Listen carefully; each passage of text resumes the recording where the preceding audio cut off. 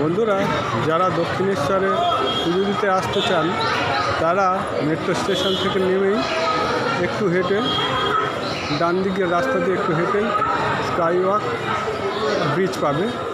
সেই ব্রিজ দিয়েই হাঁটতে হাঁটতে প্রচুর দোকান পাবে, পুজো দেওয়ার ডালার দোকান।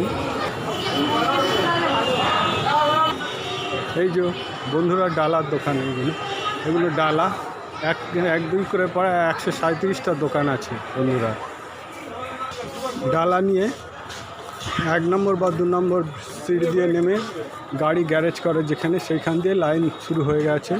এদিক ওদিক না ঘুরে ওইখান দিয়ে লাইন দিলেই আপনারা মন্দিরে আস্তে আস্তে প্রবেশ করতে, পুজো দেওয়ার জন্য প্রবেশ করবেন। বন্ধুরা, চলে দেখো বন্ধুরা কত